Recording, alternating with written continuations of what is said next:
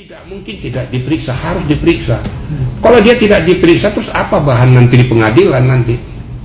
Loh, sekarang ini diperas, siapa yang diperas? Kan ditanya dong yang diperas, berarti siapa? Saksi pelapor.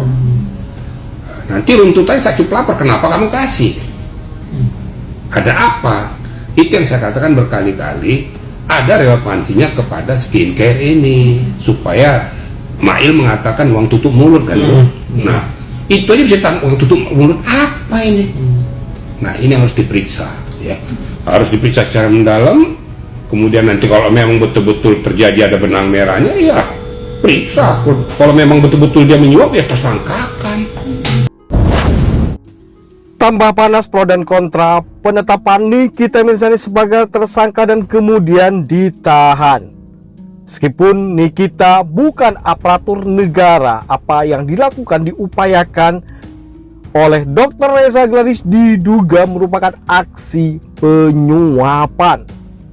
Hal itu diungkapkan oleh mantan Karwal Sidik, Irjen Pol Hiki Sitohang. Dokter, ya kenapa? Dokter, dana 4 miliar itu Kenapa? Terkait dana 4 miliar itu gimana dokter? Sedikit dong. ya, jadi pertamanya kan sekarang di plesetinnya penyuapan ya. Jadi jangan hanya berpihak pada sebelah aja. Saya nggak berpihak kemana-mana. Saya hanya berpihak kepada sistematika hukum dan barikade hukum. Nah, tidak elok juga kalau Reza tidak diperiksa. Siapapun yang terlibat dalamnya, apakah itu ada di situ, oke. Kan sudah periksa juga per Februari itu. Apa Doktif juga kan ada di situ. Tinggal nanti bobot daripada case ini akan ditentukan nanti oleh penyidik. Nanti kita lihat aja hasil karya daripada penyidik ini untuk bisa naik ke permukaan, dan nanti kita lihat apakah ini semua bermuara kepada JPU dengan P21 dan penyerahan tahap 2. Gitu kira-kira ya. Bang, tapi kan kalau kata beberapa ya praktisi hukum juga bilang ini kan antara swasta dengan swasta, bukan instansi pemerintah dengan instansi pemerintah. Jadi kan nggak bisa dikenakan RG, ya periksa oke periksa, tapi nggak bisa dijadikan ibaratnya restoratif justice maksudnya. Enggak, disangkakan sebagai dia menyuap, sedangkan dia kan swasta ke swasta, ibaratnya RG ke Niki, bukan instansi pemerintah ke instansi pemerintah. Ini nggak periksa sih oke lah periksa, cuman kan gimana menurut abang sendiri kan nggak bisa. Loh, saya kan sudah jelaskan tadi. Kan sudah saya jelaskan bahwa apa sebabnya Nikita ditersangkakan dan ditahan. Unsur-unsur kan ada di situ.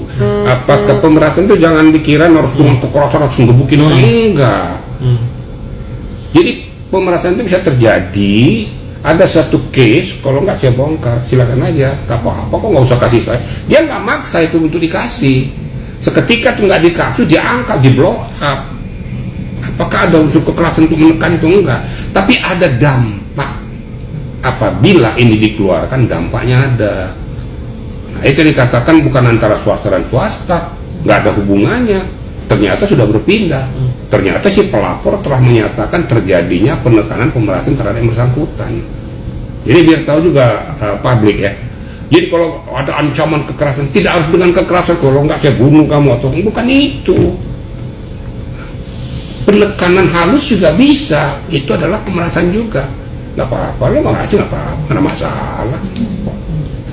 Kan nggak dipaksa, nggak dikirim nggak apa-apa. Ada ancaman nggak di situ?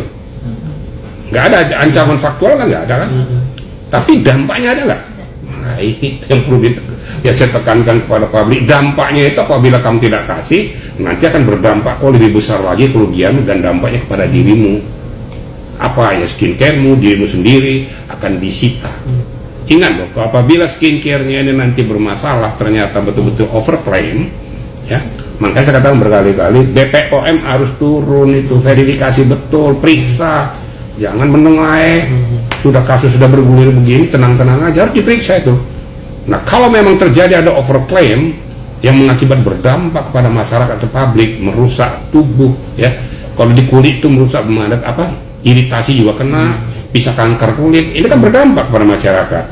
Itu yang saya katakan tidak bisa restoratif justice, karena ada pihak ketiga yang dirugikan, termasuk BPOM dirugikan kredibilitasnya. Nah, kalau memang terjadi, ya sudah layak itu yang bersangkutan membayar denda kepada negara, perusahaannya ditutup, itu harus disegel karena bermasalah. Nah itu kira-kira. Jadi itu keterangan saya terdulu, saya sudah nyampaikan itu ya seperti itu. Jadi nggak ada urusan restoratif justice. Restoratif justice hanya berlaku antara kedua belah pihak yang tidak merugikan pihak ketiga atau pihak lain. Contoh masalah penggelapan antara saya dengan media nih. Nah, ternyata setelah diperiksa dan lain sebagainya udah tersangka kan nih. Nah ternyata ada restoratif justice, ada kesepakatan kedua belah pihak berdamai, dikembalikan nih uang semua. Itu bisa diselesaikan di luar jalur hukum. Itu kira-kira ya. Bang, ada yang menarik nih Bang, soal yang sekarang kita jadi pertanyakan masyarakat soal penyidik sendiri Bang, karena kan ini kan video yang viral soal rekaman itu Bang, itu kan juga bukti bahwa untuk nggak boleh disebarluaskan sembarangan Bang, itu gimana? Video bukti Rekaman Mail dengan dari siapa? Mail dengan Reza Gladys. Oh iya. Jadi gini ya, ada beberapa hal perlu juga media tahu dan publik tahu. Ada beberapa hal, baik itu percakapan melalui media elektronik ataupun dalam hal lain bukti-bukti yang mengikat yang tidak perlu dipublikasikan pada saat itu. Nanti itu akan ada nanti di fakta persidangan nanti. Ya, itu jadi konsumsi penyidik supaya ini jangan nyebar, karena nanti kalau sananya dipublikasikan ada langkah-langkah berikut daripada yang bersangkutan untuk mengcounter ini. Ini kan sudah dipegang dulu. Nanti pada saat di pengadilan dibongkarnya semua, inilah faktanya melalui bukti elektronik tadi. Tapi pertanyaannya itu udah kesebar Bang. Nah, perlu saya ingatkan ya, kalau udah pernah saya jawab secara saya dulu ya sama media, bukti rekaman itu sudah tersebar, saya yakin itu bukan dari penyidik. Iya. Itu sebelum penyidik mengambil itu. Sudah disebarkan dulu oleh yang bersangkutan, siapa itu pihak yang menyebarkan itu kita tidak tahu. Tapi saya yakin kan pasti tidak ada penyidik. Kalau sudah sampai di tangan penyidik, tidak akan mungkin dipublikasikan kepada orang lain. Itu jadi konsumsi bahan untuk penyidik nanti untuk lebih memperdalam menganalisis kasus tersebut. Nah, kalau yang menyebarkan tidak perlu dicari, kan gitu. Bisakah dari pihak terlapor itu? Bisa laporkan saja ke cyber. Untuk melaporkan balik. Bisa akun, siapa yang menyebarkan tuh, berupa akun kah atau WA kah? Kan ada macam-macam, atau Instagram kah? Nanti dilaporkan saja. Penyuapan ya. Sedangkan tidak mungkin kita melakukan hal tersebut kalau misalkan tidak ada sebabnya. Seperti itu. Irjen Pol Rizky Sitohang, mantan Kapolres Sidik Mabes Polri, sudah jelas berkali-kali dia menekankan agar Dr. Reza Gladys segera diperiksa, bukan hanya Dr. Oki ataupun dokter detektif yang diperiksa, tetapi pihak yang diduga menyuap tersebut harus juga diperiksa agar ada yang namanya terang benderang di kasus hukum ini. Tentang masalah kapasitas Niki Mirzani dan Mail sebagai yang diduga sebagai pelaku, yang dikatakan untuk pemerasan, kemudian Dr. Reza sebagai orang yang memberikan uang. Kalau saya katakan itu bahwa itu menyuap, gitu loh. Jadi ada tekanan memeras, ada juga yang menyuap stadium, gitu. Di awalnya saya katakan jangan kita hanya berbicara kepada Niki Mirzani saja, Reza juga perlu diperiksa. Ya pokoknya gini aja, yang penting pihak kepolisian sudah melakukan tugasnya dengan baik. Nikita Mirzani sendiri yang masih ada di balik jeruji besi tentunya merasa geli tertawa melihat Dr. Reza Gladys yang berkali-kali blunder sehingga ia kemakan omongannya sendiri. Sesuatu yang cukup menarik dan tentu nantinya Nikita Mirzani juga akan membuktikan bahwa produk yang dia sampaikan, yang akan dia review, kemudian Dr. Reza Gladys sebagai yang punya produk tersebut meminta Nikita agar tidak jadi mereview produk kecantikan miliknya dengan memberikan kompensasi sejumlah uang. Hal kesadaran tersebut memang sulit dibuktikan karena tidak ada hitam di atas putih. Nikita Mirzani sendiri sebelumnya tidak menyangka bahwa Dr. Reza Gladys diduga ya akan melakukan tindakan untuk menyadap ya antara dirinya yang teleponan ya, asistennya ya di sini Mail dengan Dokter Reza gadis tersebut.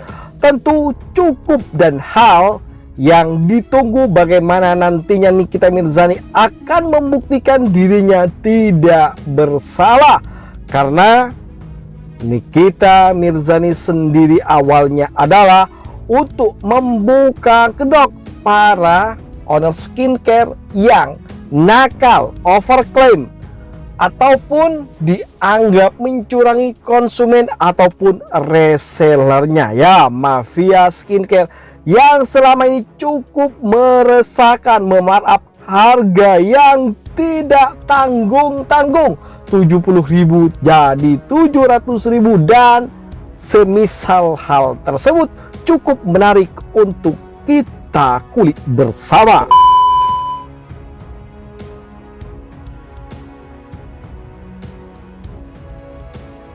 Bagaimana menurut kalian guys? Jangan lupa kasih komentar, like, dan masukan agar tambah seru keuangan mereka berdua yang selalu akan kita sajikan kabar terbaru terupdate tentang selebriti tanah air dan mancanegara yang bakal bikin kita semua happy, senang, dan update akan kabar berita terbaru tentang mereka tentunya. Oke, itu saja kabar dari kami. Jangan lupa like, komen, dan subscribe. Terima kasih telah menonton. Yuk, bye-bye.